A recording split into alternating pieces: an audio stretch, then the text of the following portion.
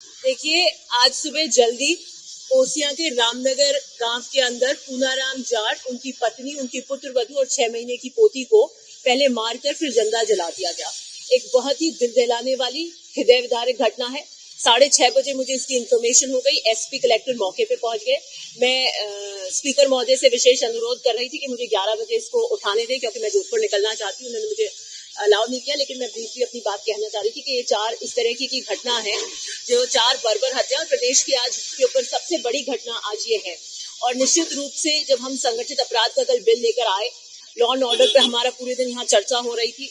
हम law and order पे अंकुश लगाने की बात कर रहे हैं, और अगले ही दिन जोधपुर के अंदर ये घटना घटती है, तो निश्चित रूप से प्रश्नीय सवाल लग जाती हैं। पुलिस मुस्तैदी से मौके पर है, क्योंकि जब उनको मारकर अंदर झोपड़ी में लेकर आग लगाई गई, तो आग देखकर पड़ोसी आ गए और इन्फॉर्मेशन करी गई कि इस तरीके से आग लगाई और आग बुझाने का काम किया। पुलिस मौके पर है, बट मेरा प्रश्न है आईजी जोधपुर से। ओसियां थाना, जिसके अंदर ये घटना हुई है, मुझे बिना इन्फॉर्मेशन किए किसी एक व्यक्ति को प्लीज करने के लिए वो ओसियां थाने के थाना अधिकारी हटा देते हैं। क्यों हटाते हैं? ये किस तरीके का रवैया है? इससे 1 महीने पहले श्याम पालीवाल की इसी तरीके से एक बर्बर हत्या कटर के ऊपर हुई थी। उसके मुख्य आरोपी नहीं पकड़े गए। एसएचओ उसकी जांच कर रहा था, वो मुख्य आरोपी नहीं पकड़े गए। उससे पहले आपने एसएचओ, और पूरे जोधपुर जिले में एक एसएचओ हटा, और वो भी ओसियां का हटा। उसके बाद आप एसएचओ नहीं लगा पाए। बाड़मेर में जोधपुर की पुलिस जाती है, एक व्यक्ति का एनकाउंटर कर देती है। हम रूल ऑफ लॉ की बात करते हैं, वो इनामी भी नहीं था कि जोधपुर पुलिस इस तरीके से जाए और बाड़मेर में एक एनकाउंटर कर दे। इस तरह और मेरे ऊपर हमला हुआ, आप सबने देखा, उसके वीडियो विजुअल्स आए। ऐसा तो था नहीं कि अदृश्य लोग थे। एक अरेस्ट आज तक आईजी उसमें नहीं करते, एक सिंगल अरेस्ट, और फाइल को फिर सिरोही ट्रांसफर कर देते हैं। पता नहीं उसके अंदर क्या सुरखाब पे कर लग गई। असामाजिक तत्वों को आप अरेस्ट नहीं करना चाहते, विधायक के खिलाफ सरेआम जो होता है उसमें आप अरेस्ट नहीं करना चाहते। श्याम पालीवाल की बर्बर हत्या में आप मुख्य आरोपियों को अरेस्ट नहीं करके एसएचओ को हटा देते हो। Transfer to please 1 person. आज की घटना हो गई, तो मुझे लगता है कि जब ऐसे इनएफिशिएंट पुलिस अधिकारी हो तो उनको तुरंत हटाया जाए। इस ऐसे अधिकारियों को पीएचक्यू में बिठाकर आप और कोई काम दीजिए और फील्ड पोस्टिंग से हटाइए। नहीं तो ये मुझे बताइए, ये इंसिडेंट हुआ, इसको तो नकार नहीं सकते आप। आईजी बताएं, ये प्रश्न आप आईजी से पूछिएगा कि आपकी महिला विधायक के ऊपर अरेस्ट हुई, आज तक कितनी अरेस्ट करी आपने? सेक्शन तक ऐड नहीं की उन्होंने, और ये एफआईआर सुओ मोटो कॉग्निजेंस है पुलिस की। मैंने एफआईआर नहीं कराई, उसका स्वयं संज्ञान लिया पुलिस ने और एफआईआर करी कि इस तरीके का प्रकरण हुआ। मीडिया में उछला, पूरे हिंदुस्तान में वो हुआ। उसके बाद एक व्यक्ति अरेस्ट नहीं हुआ, तो पुलिस क्या कर रही है? आईजी दे उसका जवाब। ये अभी अंडर इन्वेस्टिगेशन है। हर पहलू के ऊपर पुलिस उसको बारीकी से देख रही है कि कोई रंजिश का मामला है और कोई मामला है किस तरीके से है। उस पर मैं अभी कोई प्रतिक्रिया नहीं देना चाहूंगी। पुलिस ने पूरा का पूरा ले लिया है, संज्ञान में है। एसपी कलेक्टर सब मौके पे हैं, तो पूरी हर एंगल से उसकी जांच हो रही है। ये तो मैं निश्चिंत हूँ, हमारे एसपी बहुत एफिशिएंट है। वो पहले हमारे यहाँ पे डीसीपी भी रहे हुए कमिश्नरेट के अंदर, और अब एसपी जोधपुर लगे। बहुत एफिशिएंट एसपी है वो कर लेंगे। और आप मुझे बताइए, जब आपका बॉस ऊपर आपके हाथ बांध रहा हो तो आप क्या करोगे? जिस थाने के अंदर आपके पहले प्रकरण हो गया, उसी थाने में दूसरा प्रकरण हो गया। आईजी एसएचओ हटा रहे, भाई एसपी हटा रहे होते तो कोई बात होती। IG is removing SHOs. IG अपनी मनमानी करेंगे क्या? आईजी जवाब दे मुझे, बाड़मेर एनकाउंटर के जोधपुर पुलिस आके वहां क्यों करती है? जवाब दे मुझे। आईजी जवाब दे कि मेरे प्रकरण के अंदर एक भी अरेस्ट क्यों नहीं हुआ। आईजी जवाब दे। मुझे लगता है कि जोधपुर मुख्यमंत्री जी का गृह जिला है और सबसे एफिशिएंट ऑफिसर्स मुझे लगता है जोधपुर पुलिस में होंगे, तो मेरी फाइल सिरोही क्यों दी गई? और मैं तो वहां कहीं पे भी दे दीजिए। तो मुझे नहीं पता किस तरीके के निर्देश है कि नहीं है, क्या निर्देश है, but IG himself is inefficient. IG की विफलता है। आईजी पुरजोर तरीके से किस सोच से काम कर रहे हैं मुझे नहीं पता। अपने एसी ऑफिस में बैठे रहना चाहते हैं, किसी डेलीगेशन से मिलते नहीं है। हमारे साथ बहुत सारे ऐसे आते हैं जिसमें फाइल चेंज 2 बार एसपी कर देते हैं, तो एसपी के अलावा बाद में आईजी को करना है, डेलीगेशन से नहीं मिलते। अरे आप जनता के नौकर हो, क्या कर रहे हो? लाट साहब बन के आप बैठे हो एसी ऑफिस के अंदर, ऑन करके मर्जी आएगी तो मिलेंगे, मर्जी आएगी नहीं मिलेंगे।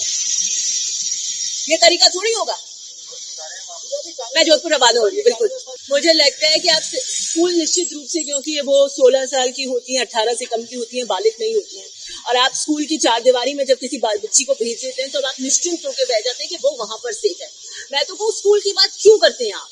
क्यों हम ऐसा राजस्थान नहीं बनाए? क्यों हम ऐसे राजस्थान की कल्पना नहीं करें कि हम आधी रात को भी हमारी बच्चियां जाएं तो बेखौफ होकर जाएं? क्यों हम ऐसे राजस्थान की कल्पना नहीं करें?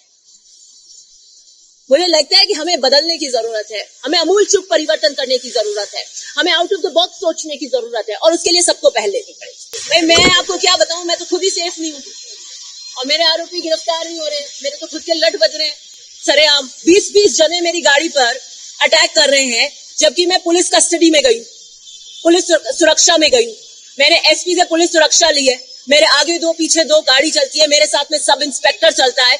2 दिन पहले मुझे धमकी मिलती है, 5 थाने वहां पे तैनात होते हैं, एडिशनल एसपी वहां तैनात है, सीओ तैनात है, 4 इंस्पेक्टर्स आपके थाने तैनात है। कितनी पुलिस फोर्स बुला रखी थी आपको पता था, वहां आशंका थी।